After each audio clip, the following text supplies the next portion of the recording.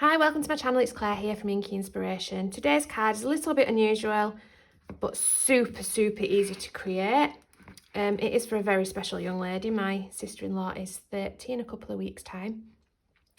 It's a real opportunity to use up some of them scraps of paper that you've got sat in a bucket somewhere, or if you've got some really nice papers that in fact you just want to show off. You don't need any speciality dies. Don't worry if you haven't got circle dies. Find something circular and cut around it. It will go into a standard A5 envelope, so no messing about creating envelopes. So I'll show you how to do it. If you haven't already, can I please ask that you hit that like and subscribe button? Thank you. So before I start scoring anything, I'm just going to give you the measurements of my circles. Now, I have used a nesting die, but use whatever you've got. And if that means drawing around something with a pencil and cutting it out with a pair of scissors, that's absolutely fine. My bigger ones have got a diameter of 2 1/4, and I've got 9 of those. And my smaller ones are 2 5/8, and I've got 12 of those. Now for the pattern paper that goes on top of these, I've used this, which is the first edition's Let's Celebrate. And I've cut another 9 of this size in my patterned paper, because these are going to go on the bigger one. So I've got 9 patterned paper at 2 3/4. No, I haven't. 9 patterned paper at 2 5/8. And then I've got 12 patterned paper at 2 1/4 to go on these ones. But I'll go through all that with you as we go along. So as actual card base itself is a piece of card which measures 11 by 6. And we're going to score it like this. So we're going to score it at 1 1/4, 2 1/4, 5 1/2, 8 3/4, 9 3/4. We're then going to turn it and we're going to score at 1 and at 5 between the second and the fourth score line. Turn it back, and between the horizontal lines we're going to score at 3 3/4 and 7 1/4. And as always, I will link the blog post below which will have the written instructions. So my sheet of card measures 11 by 6, and I'm going to score at 1 1/4, 2 1/4, 5 1/2, 8 3/4, 9 3/4. I'm going to spin it and score between my second and my fourth score line at 1 and at 5. Spin it back, and between my horizontal lines I'm going to score at 3 3/4, 7 1/4. And I'm just going to pull in my paper cutter and I'm going to cut these horizontal lines here.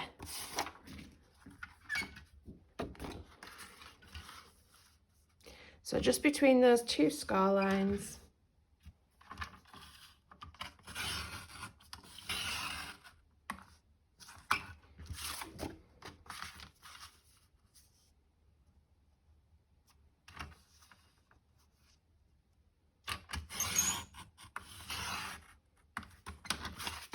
So it should look like that. So to fold it, we want your first one as a valley and your next one as a mountain. Your middle score line here wants to be a valley, and then your middle score line of the actual card base itself wants to be a mountain. Your next middle inner here is going to be a valley, and then you want another valley there. So it should look like that. Now to decorate, this is a perfect opportunity to use some scraps up, but I'll give you the dimensions because I'm going to decorate this bit before we move on. So you want 2 pieces which measure 1 by 5 3/4. You want 2 pieces which measure 3/4 by 5 3/4. 2 pieces which measure 1 1/4 by 3 3/4. 2 pieces which measure 1 1/2 by 3 3/4. And 4 pieces which measure 3 by 3 3/4. And I'm going to speed you up while I glue this all down.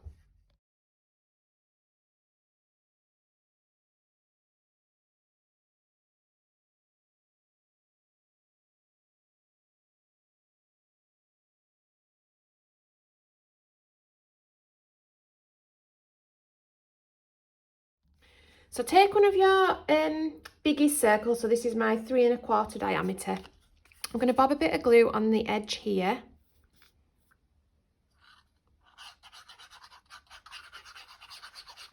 And I want to put this, so it's about halfway down this, across this panel here, so you can see some of this pattern paper, but in line with the bottom. So about there. Just stand it up and make sure that it's touching the bottom, and that's going to stop your card from falling over.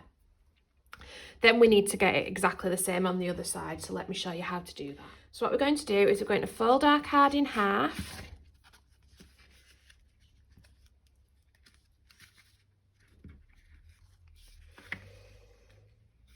And open that bit out.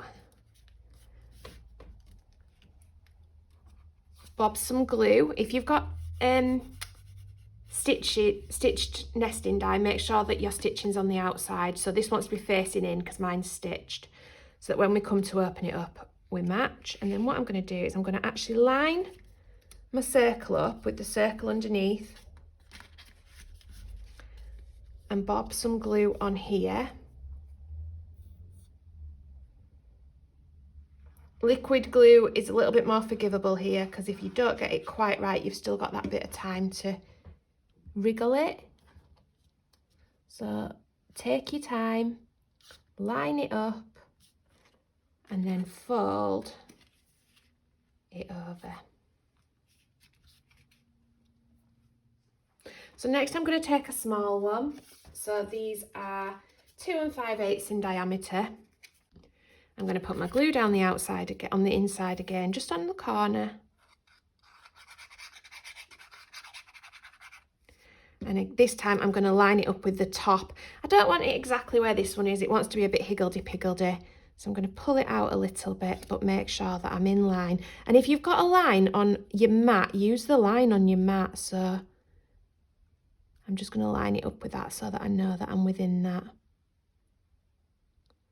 gap. And the reason that I'm doing it like that is because otherwise it won't fit in my envelope. So when you're happy with where you've got that, again, fold your card over and take your next one. So make sure your stitching's on the inside.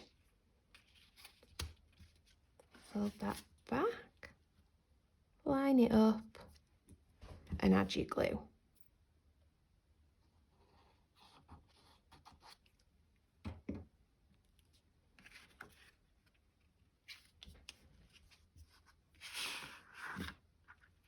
Now next up, I want to put my big one, but I want my big one here to be over the top. So what I'm going to do is I'm going to actually put my patterned paper on these two now. This is literally just a bit of gluing, so I will speed you up for this bit.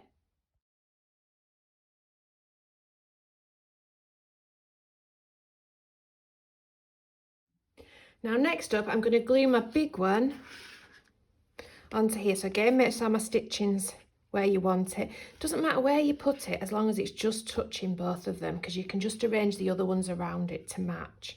So I'm going to bob it about there, I think.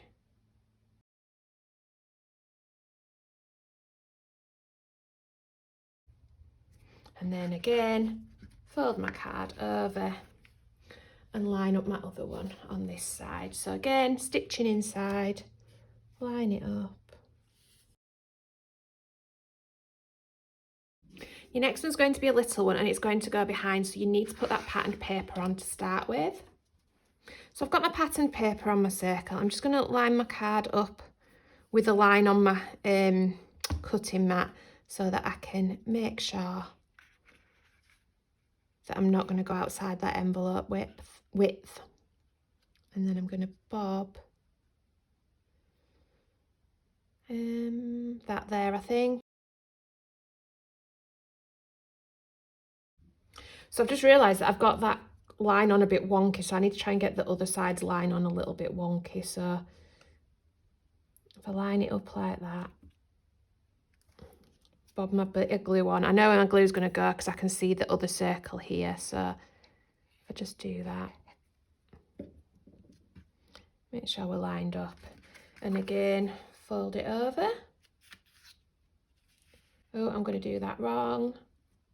So you can see how easy it is there to put it exactly where you don't want it. I want this glued onto the back, don't I? So I just wipe this bit of glue off. It doesn't matter because there's going to be a back on this anyway, so you're not going to see it. I just don't want to stick to it. So just quickly rub that off. So what I want to do now is I want to lay this down, and I actually want to put the glue on the edge of this circle here and line it up. I did this so many times when I was doing the prototype. We had them all the wrong way numerous times. I've got notes wrote all over the desk making sure that I tell you the right way, and I still did it wrong.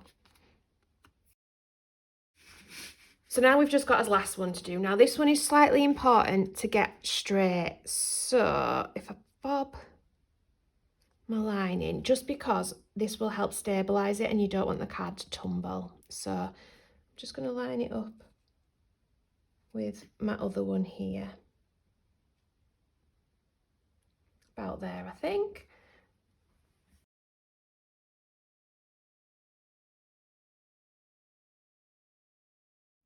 Now this bit is optional. I am going to bob another panel of paper here, because when it's folded, you're going to see, when it's folded as it comes out the envelope, you're going to see this bit here. So this is just 1 by 5 3/4, and I'm going to bob it on both sides, so I'll quickly speed you up for that. So these bits here I didn't actually put on the prototype, but I think they'll finish it off better. As you can see, I flipped my card over, and now I'm going to glue my circles onto the other side. So this is my biggest circle, and I've actually made a bit of a mess of this one here. I don't know if you can see, it's not cut very well. So I'm just going to make sure that I hide that under this bit here. And then I'm literally just lining them up directly on top of the ones underneath. And I'm going to put my patterned paper on top of that as well. So I am going to speed you up, but what I want to say is make sure that you do these 3 before you do that middle one. You want these tucked inside that middle one.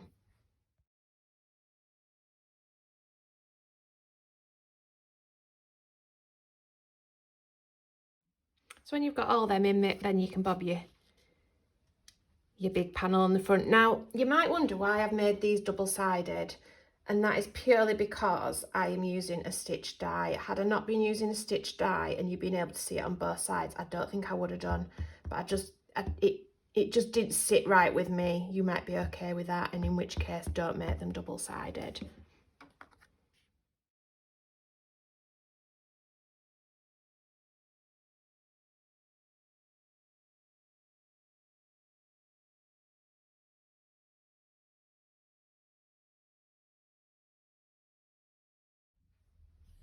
Then flip it back over, and then onto this one here, I've just cut a 30 in some glitter card and some of the card panel from behind, and they're going to go there. And I've used the craftily calligraphy numbers. And then just for the final bit, you want a bit of card which measures 1 by 3. I've scored it at 1/2, 1, 2 and 2 1/2. And I'm just going to fold that so that it's like that. So you're going to have a valley, a mountain, a mountain, a valley. You're going to bob a little bit of glue on these 2 tabs here.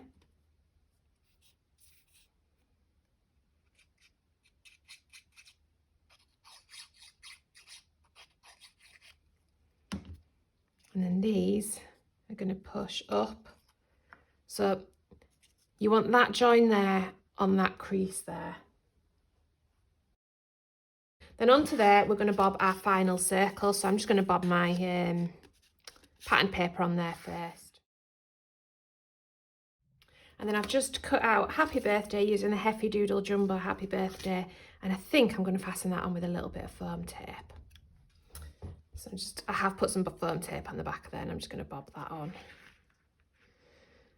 So I hope that you enjoyed that. Please don't forget to hit that like and subscribe button, and something just a little bit unusual but fairly easy to create.